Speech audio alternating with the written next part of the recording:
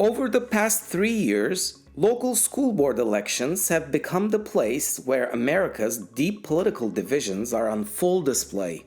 On November 7th in Virginia, Republicans are looking to take over more school boards or expand their existing majorities, whereas Democrats are fighting to make up lost ground.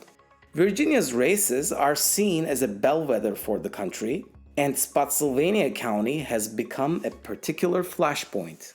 Tom Eichenberg of Spotsylvania, Virginia, is a retired school administrator with 37 years of experience. He's been keeping a close eye on the school board, especially after a conservative majority took over.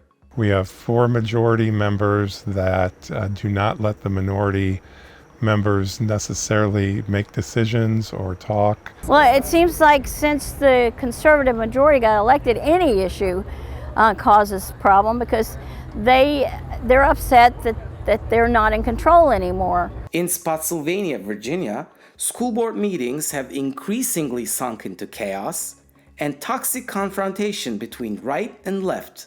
We're acknowledging it, but we're in the middle of public comments to let the public speak right now.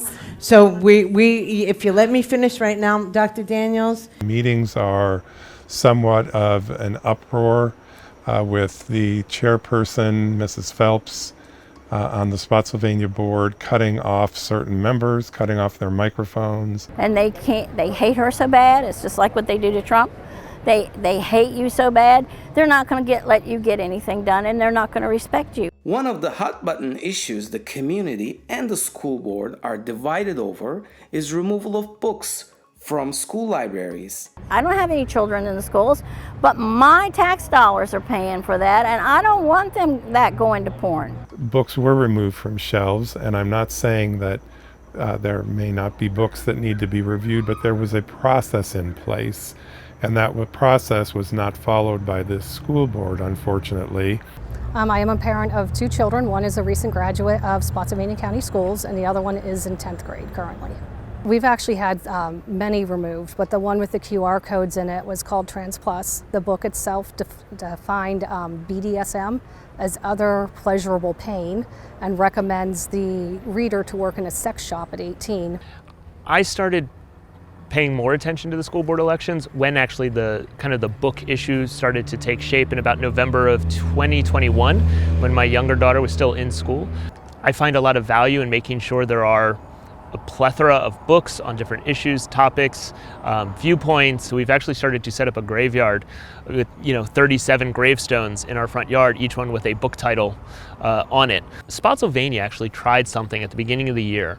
They actually did an opt-in, opt-out. So parents could just simply say, I want my kids to have access to this material or I don't.